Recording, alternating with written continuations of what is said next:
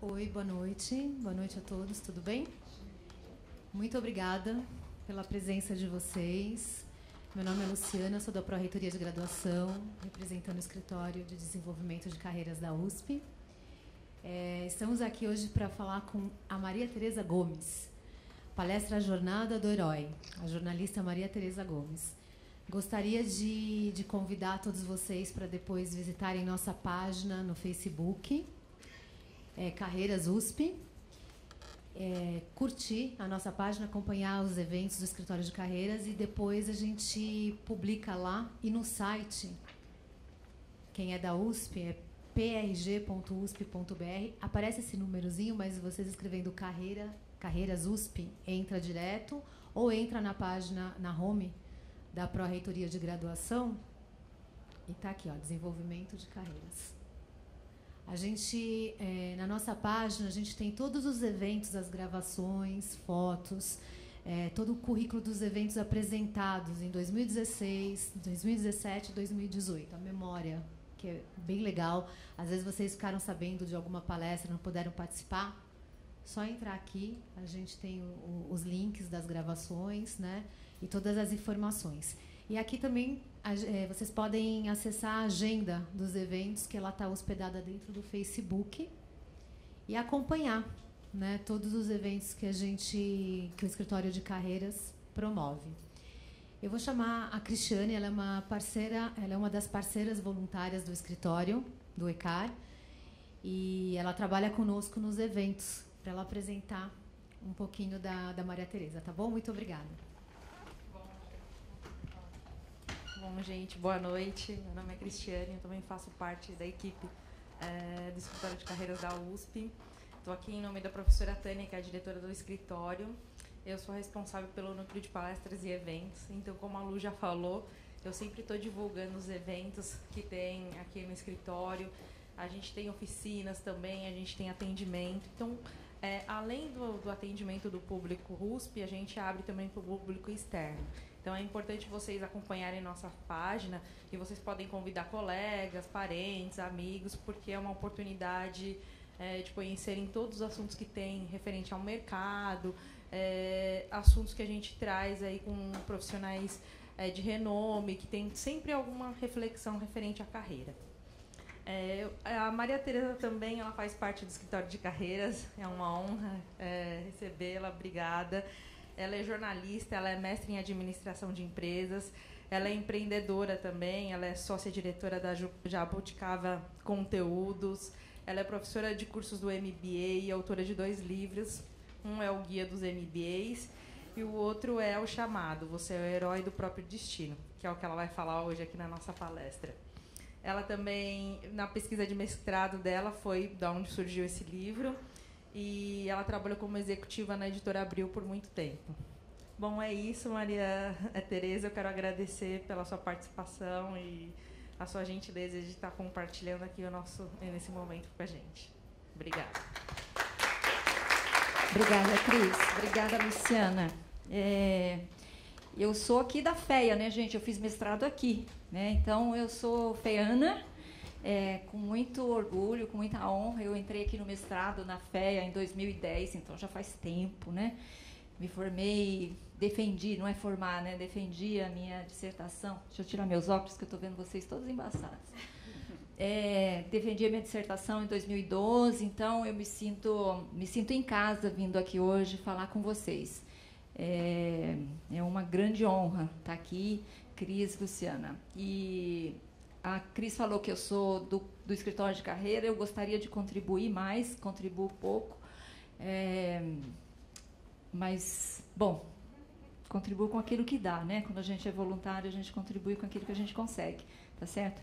E é uma grande iniciativa da USP, o Escritório de Carreiras. Eu tenho a felicidade de conhecer várias universidades fora do Brasil, e o escritório de carreira tem que existir, né? Tem que acontecer. E é uma coisa que demorou muito para acontecer na USP, mas que foi abraçado pela professora Tânia Casado, que é minha orientadora de mestrado. Ela não pôde estar aqui hoje, pediu desculpas, mas que foi abraçado por ela e por uma legião de voluntários, né, que está ajudando a colocar de pé o escritório de carreiras, né? E a Cris e a Luciana abraçaram realmente essa causa, né, de ajudar os nossos alunos da USP a escolher, a decidir, a se preparar melhor para o mercado de trabalho.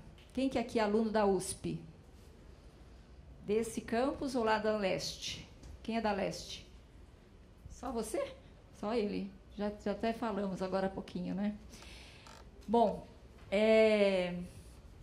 a Cris falou do meu currículo, mas eu gosto de me definir com outras coisas, que eu acho que são mais importantes do que diploma, essas coisas. Primeira coisa que eu gosto de dizer é que eu sou paranaense, com muito orgulho. Tem algum paranaense aqui? Muito bem, somos nós. A segunda coisa, e que vem na sequência, o fato de eu ser paranaense, de ter nascido numa determinada família com uma determinada mãe, determinou que eu seja corintiana. Algum corintiano? Isso aí, vai, Timão, tá difícil, né? Nossa, perdemos para o Bahia ontem, que coisa horrorosa, né? E a terceira coisa que a Cris já falou, eu sou jornalista, né? É a minha profissão que eu escolhi. Quando eu tinha lá meus 16 anos, meu pai não gostou, falou, nossa, isso não é profissão de mulher, né?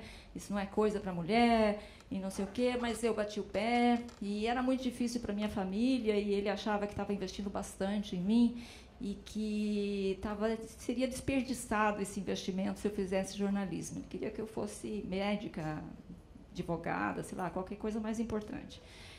Mas eu fui jornalista, tive uma carreira da qual me orgulho muito. Passei 18 anos no Grupo Abril, trabalhei em revistas importantes, como Exame, Você S.A. Ajudei a montar um canal de televisão que a Abril teve, que foi a TV Ideal. E desde 2010, quer dizer, eu saí da Abril em 2009, e desde 2010, simultaneamente com o mestrado aqui na FEA, eu estou empreendendo. Que é uma outra jornada bem diferente, né, de quando você trabalha numa empresa. Vocês talvez estejam aí, quem é aluno aqui está decidindo se vai empreender ou se vai trabalhar para uma empresa, né? Alguém já sabe aí se vai empreender? Ninguém vai. Não? Sim? Mais ou menos? Difícil empreender no Brasil, mas é uma coisa bacana, é legal. Bom, dessa história toda da minha vida, surgiu esse projeto, que é esse livro chamado O Chamado, né? Eu vi que algumas pessoas já compraram, tem uma banquinha aqui na frente, se depois vocês quiserem eu dou autógrafo, estou à disposição, tá? Esse livro nasceu do meu mestrado, nasceu aqui na FEA, por isso que eu acho legal voltar aqui para falar dele. Eu estava fazendo mestrado aqui e eu não sabia exatamente o que eu iria fazer na minha pesquisa, o que seria. E um dia eu assisti uma aula da professora Tânia Casado e ela falou, olha, estava lá dando a aula dela e ela falou assim, olha, tem um fulano chamado Joseph Campbell que fala um negócio chamado Jornada do Herói e não sei o quê, e aquilo brilhou meus olhos, eu falei assim, nossa, é isso que eu quero estudar. E foi essa minha pesquisa, né, que gerou a dissertação de mestrado e depois gerou esse livro aí, é O Chamado. Bom, O Chamado, gente, basicamente trata do herói. Temos heróis aqui no Brasil hoje? Quem que pode ser um herói? Hã? Hã? Nós todos, né? Ei, tudo bem? Como vai? Quem que pode ser herói? Temos algum herói no Brasil? Marielle presente. Marielle presente, ok. Pois é, esse é o problema, né? Os nossos heróis vão morrendo, né? Vão ficando pelo caminho, né? Quando a gente pensa nos heróis, né? Cadê os nossos heróis, né?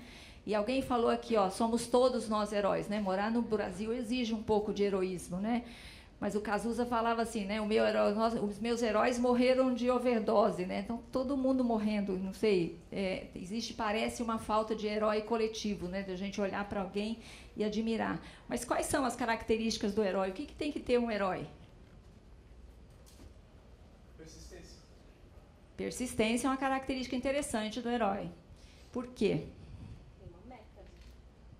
Meta, seguir uma meta, ser persistente nessa meta, não desistir dela, tá certo? O que mais? ter um propósito, que é quase como ter uma meta, ter uma missão na vida, né? Ter alguma coisa que você queira deixar, enfim, ter um propósito pelo qual você vai acordar todo dia e vai falar assim, hoje vai ser um dia importante, eu vou fazer coisas muito legais e eu vou deixar alguma coisa, um legado para essa sociedade. Ter um propósito. O que mais? Falar em persistência. Resiliência, né? Porque é fácil desistir na primeira dificuldade, tá certo?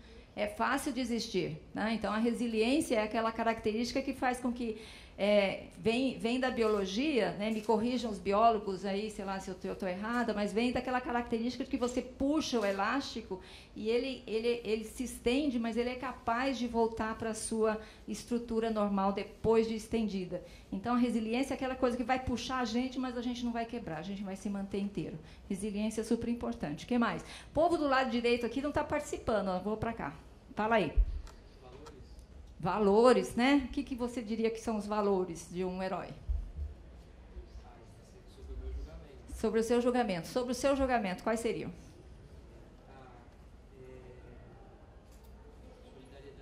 Solidariedade, tá?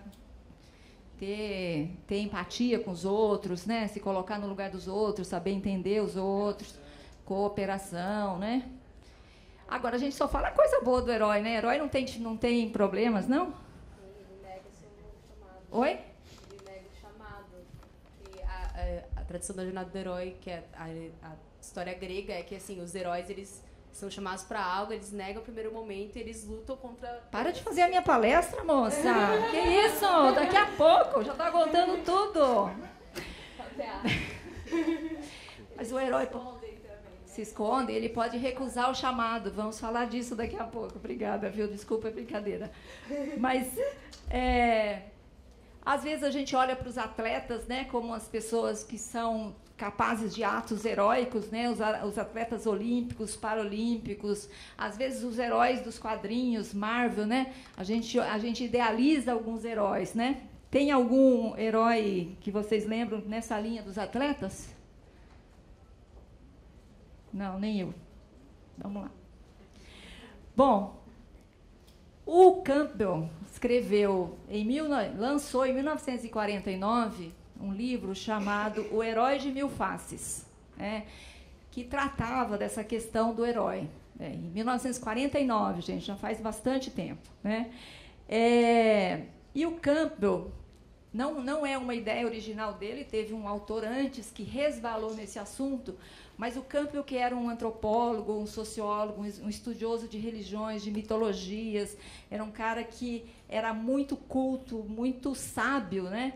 O Campbell descobriu que, quando você olha todas as histórias de heróis da humanidade, quando você olha esse pessoal que a gente admira, seja na religião, seja na mitologia grega, mitologia romana, nas histórias infantis, quando a gente olha para a história desses heróis, esses heróis tiveram uma trajetória muito parecida, muito igual, né? E por isso que o Campbell chama de um herói de mil faces. É um único herói, mas com caras diferentes, tá certo?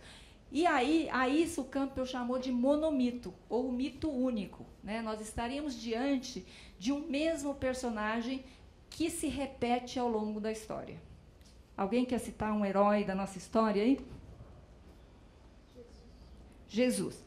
Vamos lá, eu anotei para não esquecer. Vou fazer uma comparação para vocês entre Jesus e um outro herói religioso, que é o Buda, certo?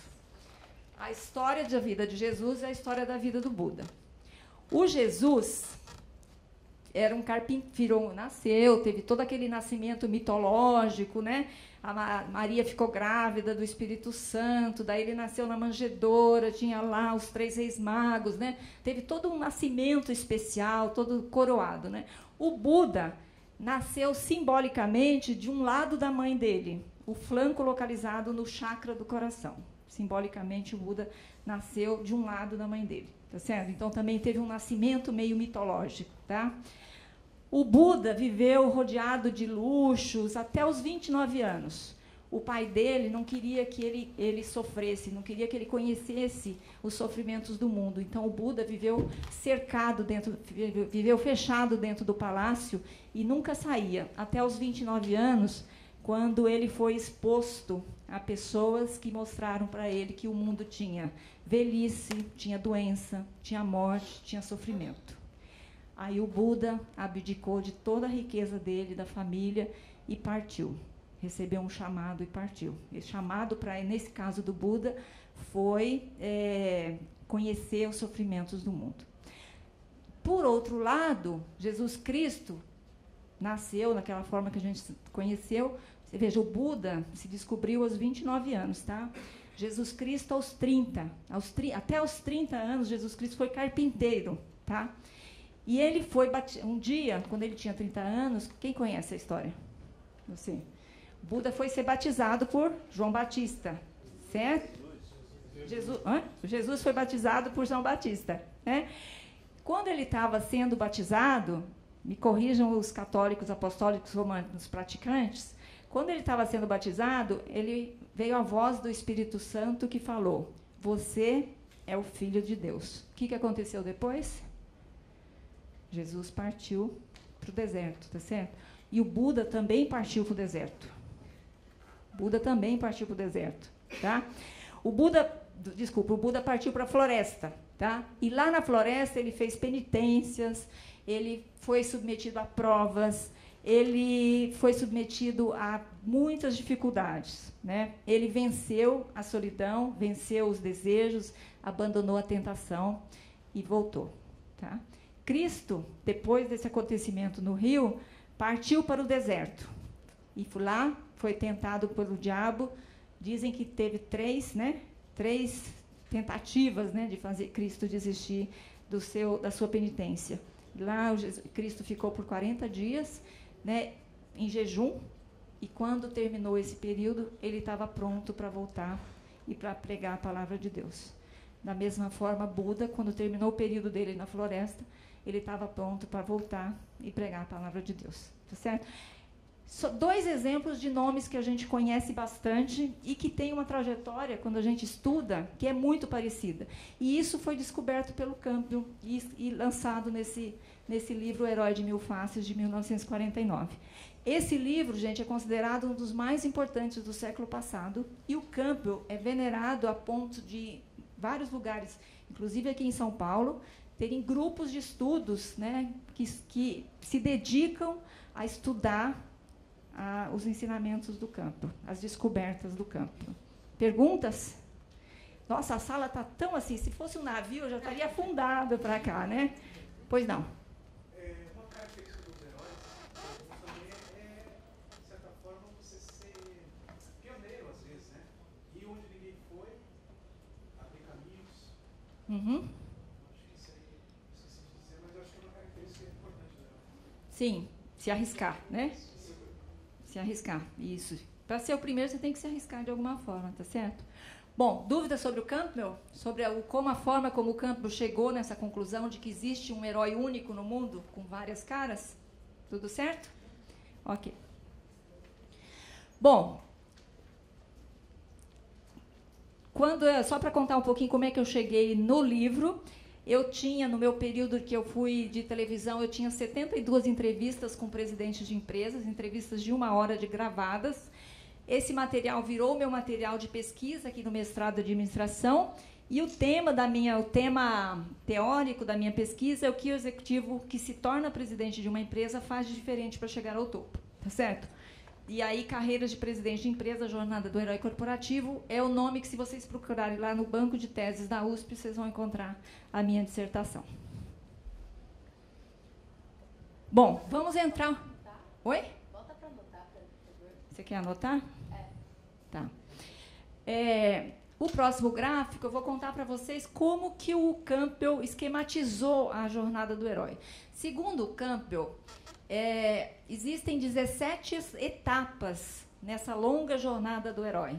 Essas 17 etapas estão organizadas em 3 grandes situações, 3 grandes momentos. o momento da partida ou separação, o momento da iniciação ou o momento do retorno. Tá?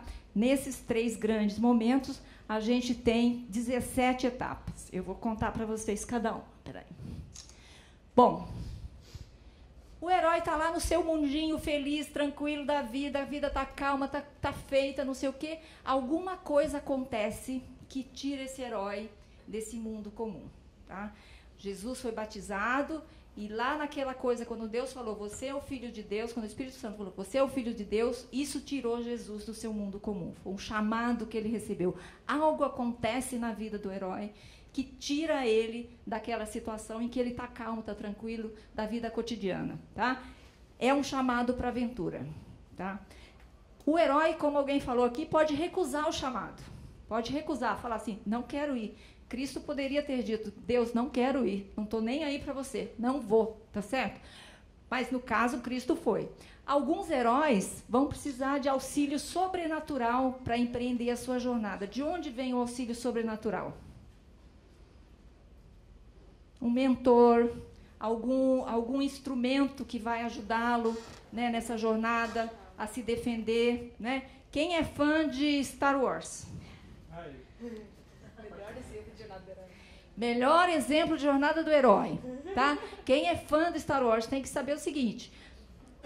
George Lucas, lá em 1970 e poucos, escreveu um roteiro do primeiro, do quinto, sei lá o que é esse. O primeiro roteiro que ele escreveu do Star Wars, em 1970 e poucos. O roteiro não estava engatando, não estava dando certo, ele não estava feliz com esse roteiro. Ele lembrou que ele tinha lido O Herói de Mil Faces na escola. Foi lá, encontrou o livro, releu o livro e reescreveu Star Wars em cima disso aqui que a gente está vendo. Quais são? Bom, no final a gente fala. Mas qual é o amuleto do Star Wars? Que o herói se defende, que ajuda o herói a se defender. A espada, o sabre de luz. O sabre de luz, gente. É o grande amuleto dos heróis do Star Wars. Né? Quem é o mentor do Star Wars? Yoda. Yoda. Os heróis ali do Star Wars estão sempre procurando ir para a guerra ou para as aventuras, ou eles estão lá no seu mundo, tocando e alguma coisa acontece? Hã? Atrás de uma vitória, atrás de um chamado. Isso aí, acontece alguma coisa que tira eles do mundo comum. Oi? É que o Luke, que é o protagonista, ele era um camponês no primeiro, e o Anakin, que é outro protagonista, ele também era ele era um escravo, ele era uma criança escrava. Sim. Tipo, e aconteceu um evento exterior que depois isso. Enfim, estamos ainda nesse mundo comum, o herói ainda não partiu para a aventura, tá certo? Ele está se municiando, ele está pegando orientações do mentor, ele está coletando os apetrechos que vão ajudá-lo nessa travessia do primeiro limiar. A travessia do primeiro limiar significa um momento em que o herói sai do seu mundo comum. Normalmente, assim, nos filmes, ele realmente atravessa alguma coisa. Nas histórias de mitologia também, atravessa um portal, entra numa cidade, ou sai de uma cidade. Existe um momento em que ele sai do seu mundo comum e vai partir. E tem o ventre da baleia, tá certo? Antes dele começar a aventura, ainda tem o ventre da baleia. Quem é católico, apostólico romano vai conhecer essa história. É a história de Jonas, né? Jonas, e aí? Então, tem esses elementos de recusa ao chamado, que parece que ele ia pregar na cidade de Nínive, né? Uhum. Só que ele recusou o chamado, por punição, parece que teve uma tormenta, e ele sabia que era ele, por causa dele, ele foi jogado ao mar, teve uma ventre da baleia, que parece que é o ciclo do inconsciente também, né? Boa, muito bom, obrigada. Como que é seu nome? Meu nome é Gerson. É meu assessor. Seguinte, gente, está lá no Antigo Testamento, a história do Jonas. O Jonas estava lá no seu mundinho comum, Deus chegou para ele e falou assim, Jonas, vai pregar a minha palavra para o povo Nínive. Nínive, é isso. Jonas falou, Deus, não quero, não vou, não estou nem aí para você, me deixa em paz, tá certo? Deus falou, Jonas, vai lá e prega a minha palavra para o povo. Não vou, não vou, não vou. Jonas, revoltado, que Deus não parava de perseguir. Pegou um navio de pescaria, um barco de pesqueiros, né? E esse navio foi para alto mar. esse navio começou a sofrer muitas tormentas, ele começou a ser acometido por muitas tormentas. E os marinheiros, os pescadores, falaram assim, Jonas, você é o culpado que a gente está com essas tormentas. Jogaram Jonas ao mar, tá certo? Jonas foi jogado ao mar e engolido por uma baleia. Jonas ficou 3 dias e 3 noites no ventre da baleia. Esses 3 dias e 3 noites que ele ficou no ventre da baleia foi o tempo que o Jonas precisava para refletir sobre o pedido de Deus. Segundo o Campbell, o ventre da baleia simboliza o momento em que o herói reconhece a si mesmo. É um momento de autoconhecimento. Tá? Ele precisava disso, de submergir, para falar assim, ok, Deus, eu estou pronto. Agora eu posso pregar a sua palavra. Depois de 3 dias, 3 noites, ele é expelido pela baleia e ele vai, então, aceita o chamado de Deus e vai pregar a palavra de Deus. É isso? Errei? É isso, não é isso?